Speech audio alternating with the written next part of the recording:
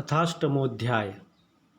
गर्भ में परीक्षित की रक्षा, कुंती के द्वारा भगवान की स्तुति और युधिष्ठिर का शोक। सुत जी कहते हैं, इसके बाद पांडव श्री कृष्ण के साथ जलांजलि के इच्छुक मरे हुए स्वजनों का तर्पण करने के लिए स्त्रियों को आगे करके गंगा तट पर गए।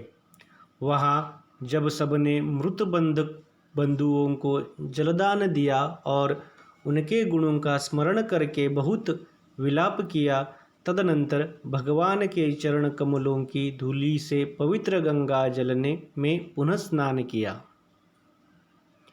वह अपने भाइयों के साथ कुरुपति महाराज युधिष्ठिर, धृतराष्ट्र, पुत्र शोक से व्याकुल गांधारी, कुंती और द्रौपदी सब बैठकर मरे हुए स्वजनों के लिए शोक करने लगे।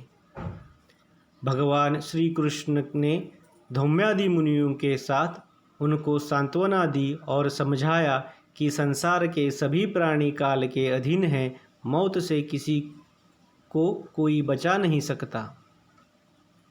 इस प्रकार भगवान श्री कृष्ण ने अजातशत्रु महाराज युधिष्ठिर को उनका वह राज्य जो धूर्तों ने छल से छीन लिया था वापस दिलाया तथा द्रौपदी के केशों का स्पर्श करने से जिनकी आयु क्षीण हो गई थी उन दुष्ट राजाओं का वध कराया। साथ ही युधिष्ठिर के द्वारा उत्तम सामग्रियों से तथा पुरोहितों से 3 अश्वमेध यज्ञ कराए।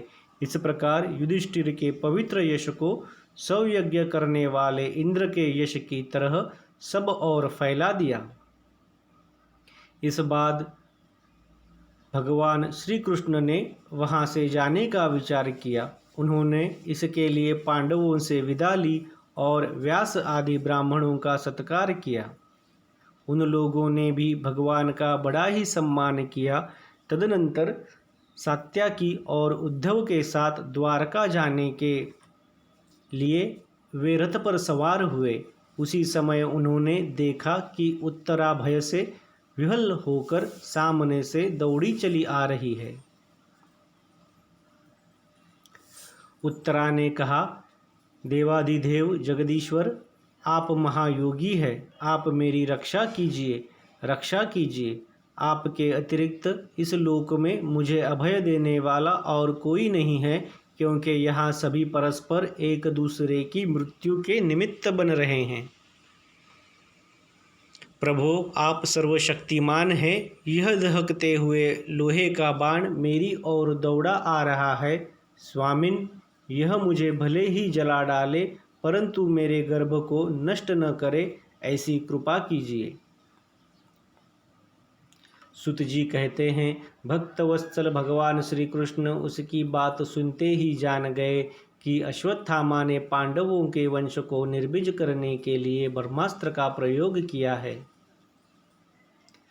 शौनक जी उस समय पांडवों ने भी देखा कि जलते हुए 5 बाण हमारी ओर आ रहे हैं, इसलिए उन्होंने भी अपने अपने अस्त्र उठा लिए। सर्वशक्तिमान भगवान श्री कृष्ण ने अपने अनन्य प्रेमियों पर, शरणागत भक्तों पर बहुत बड़ी विपत्ति आई जानकर अपने निज अस्त्र सुदर्शन चक्र से उन निज जनों की रक्षा की। योगेश्वर श्री कृष्ण समस्त प्राणियों के हृदय में विराजमान आत्मा है। उन्होंने उत्तरा के गर्भ को पांडवों की वंश परंपरा चलाने के लिए अपनी माया के कवच से ढक दिया। शौनक जी, यद्यपि ब्रह्मास्त्र अमोघ है और उसके निवारण का कोई उपाय भी नहीं है, फिर भी भगवान श्री कृष्ण के तेज के सामने आकर वह शांत हो गया। यह कोई आश्चर्य की बात नहीं है, समझनी चाहिए, क्योंकि भगवान तो सर्वाश्चर्यमय है। वे ही अपनी निज भक्ति माया से स्वयं अजन्मा होकर भी इस संसार की सृष्टि, रक्षा और संहार करते हैं।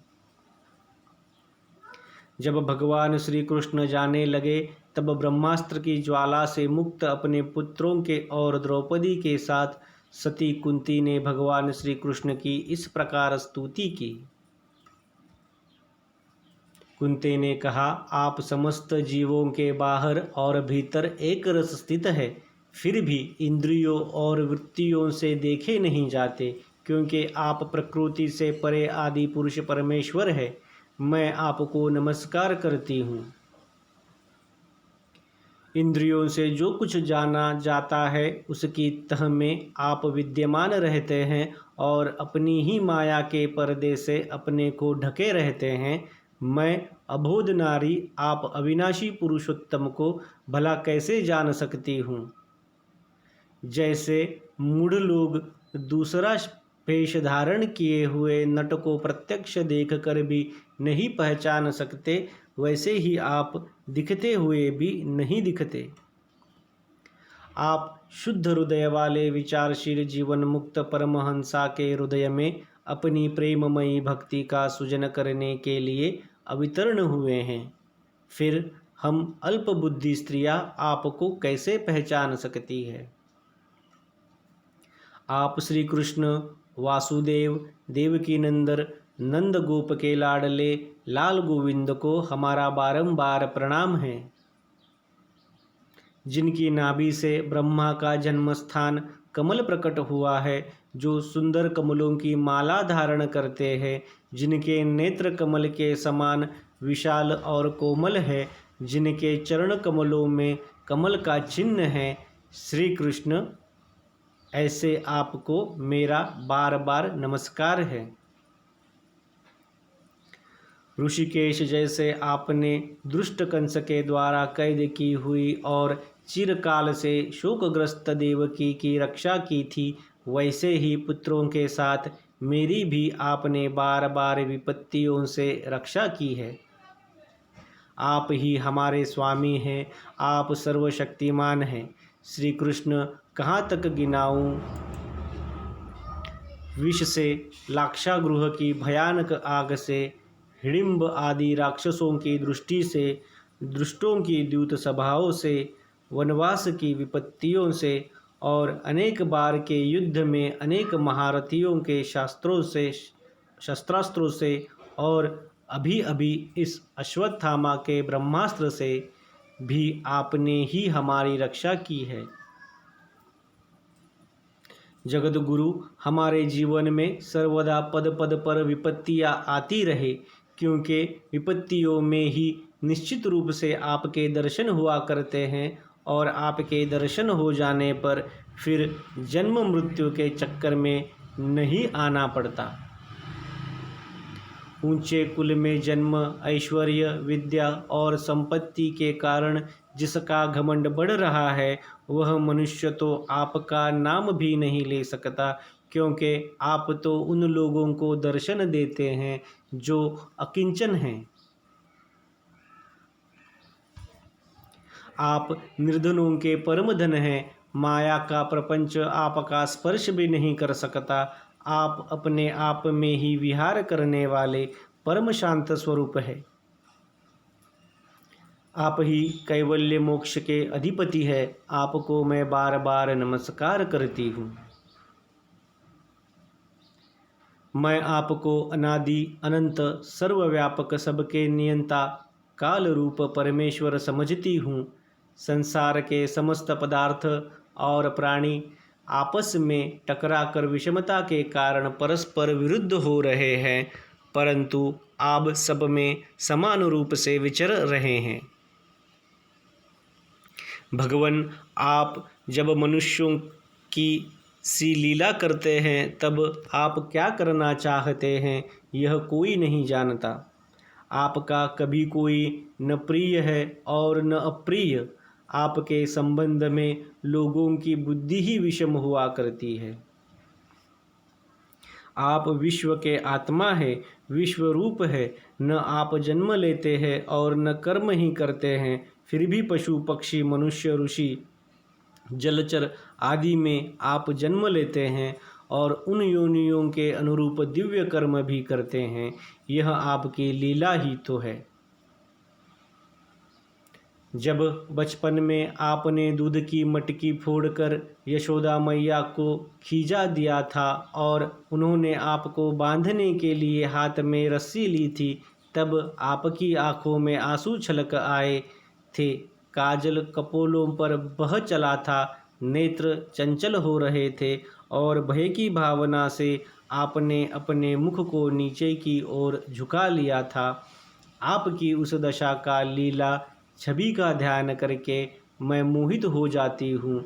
भला जिससे भय भी भय मानता है, उसकी यह दशा। आपने अजन्मा होकर भी जन्म क्यों लिया है, इसका कारण बतलाते हुए कोई कोई महापुरुष यूँ कहते हैं कि जैसे मलयाचल की कीर्ति का विस्तार करने के लिए उसमें चंदन प्रकट होता है, वैसे ही अपने प्रिय भक्त पुण्य श्लोक राजा यदु की कीर्ति का विस्तार करने के लिए ही आपने उनके वंश में अवतार ग्रहण किया है। दूसरे लोग यूँ कहते हैं कि वसुदेव और देवकी ने पूर्व जन्म में सूतपा और पृश्चिनी के रूप में आपसे यही वरदान प्राप्त किया था, इसलिए आप अजन्मा होते हुए भी जगत के कल्याण और दैत्यों के नाश के लिए उनके पुत्र बने हैं। कुछ और लोग यूँ कहते हैं कि यह पृथ्वी दैत्यों के अत्यंत भार से समुद्र में डूबते हुए जहाज की तरह डगमगा रही थी, पीड़ित हो रही थी। तब ब्रह्मा की प्रार्थना से उसका भार उतारने के लिए ही आप प्रकट हुए। कोई महापुरुष यूँ कहते हैं कि जो लोग इस संसार में अज्ञान, कामना और कर्मों के बंधन में जकड़े हुए पीड़ित हो रहे हैं, उन लोगों के लिए श्रवण और स्मरण करने योग्य लीला करने के विचार से ही आपने अवतार ग्रहण किया है।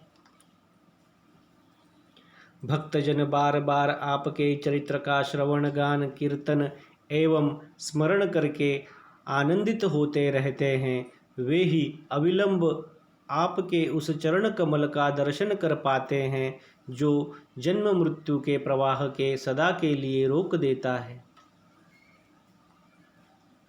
भक्त वाच्छा कल्पतरु प्रभो, क्या अब आप अपने आश्रित और संबंधी हम लोगों को छोड़कर जाना चाहते हैं?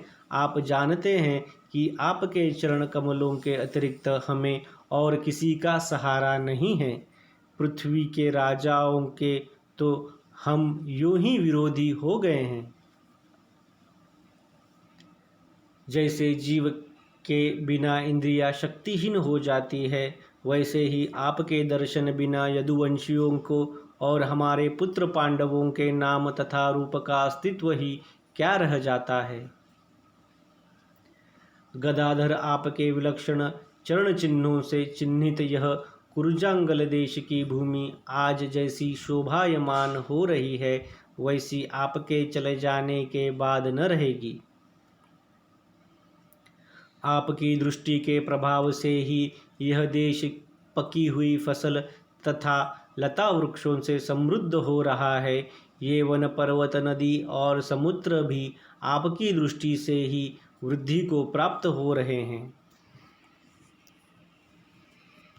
आप विश्व के स्वामी हैं, विश्व के आत्मा हैं और विश्व रूप है। यदुवंशियों और पांडवों में मेरी बड़ी ममता हो गई है। आप कृपा करके स्वजनों के साथ जोड़े हुए इस स्नेह की दृढ़ फांसी को काट दीजिए। श्री कृष्ण जैसे गंगा की अखंड धारा समुद्र में गिरती रहती है, वैसे ही मेरी बुद्धि किसी दूसरी ओर न जाकर आपसे ही निरंतर प्रेम करती रहे। श्री कृष्ण अर्जुन के प्यारे सखा यदुवंश शिरोमणे, आप पृथ्वी के भार रूप राजवेशधारी दैत्यों को जलाने के लिए अग्नि स्वरूप है। आपकी शक्ति अनंत है। गोविंद, आपका यह अवतार गौ, ब्राह्मण और देवताओं का दुख मिटाने के लिए ही है। योगेश्वर, चराचर के गुरु भगवन, मैं आपको नमस्कार करती हूँ। सुत जी कहते हैं, इस प्रकार कुंती ने बड़े मधुर शब्दों में भगवान की अधिकांश लीलाओं का वर्णन किया। यह सब सुनकर भगवान श्री कृष्ण अपनी माया से उसे मोहित करते हुए से मंद मंद मुस्कुराने लगे। उन्होंने कुंती से कह दिया, अच्छा ठीक है, और रथ के स्थान से वे हस्तिनापुर लौट आए। वहाँ कुंती और सुभद्रा आदि देवियों से विदा लेकर जब वे जाने लगे तब राजा युधिष्ठिर ने बड़े प्रेम से उन्हें रोक लिया। राजा युधिष्ठिर को अपने भाई बंधुओं के मारे जाने का बड़ा शोक हो रहा था। भगवान की लीला का मर्म जानने वाले व्यास आदि महर्षियों ने और स्वयं अद्भुत चरित्र करने वाले भगवान श्री कृष्ण ने भी अनेकों इतिहास कहकर उन्हें समझाने की बहुत चेष्टा की, परंतु उन्हें सांत्वना न मिली, उनका शोक न मिटा। शौनकादि ऋषियों, धर्मपुत्र राजा युधिष्ठिर को अपने स्वजनों के वध से बड़ी चिंता हुई। वे अविवेक युक्त चित्त से स्नेह और मोह के वश में होकर कहने लगे, भला मुझ दुरात्मा के हृदय में बद्ध मूल हुए इस अज्ञानता को तो देखो। मैंने सियार कुत्ते के आहार इस अनात्मा शरीर के लिए अनेक अक्षिणी सेना का नाश कर डाला। मैंने बालक ब्राह्मण संबंधी मित्र चाचा ताऊ भाई बंधु और गुरुजनों से द्रोह किया है। करोड़ों बरसों से भी नरक से मेरा छुटकारा नहीं हो सकता। यद्यपि शास्त्र का वचन है कि राजा यदि प्रजा का पालन करने के लिए युद्ध धर्म में शत्रुओं को मारे तो उसे पाप नहीं लगता, फिर भी इससे मुझे संतोष नहीं होता।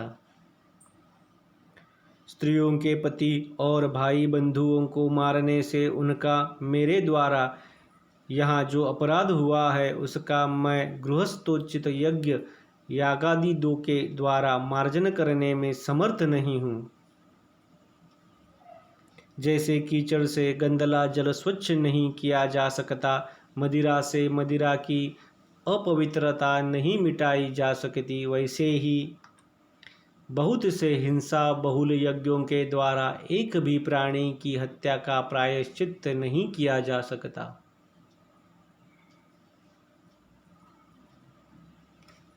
इति श्रीमद्भागवते महापुराणे पारमहंस्या संहिताया प्रथमस्कंधे कुंतीस्तुति युधिष्ठिर नुतापो नामाष्टमोऽध्यायः।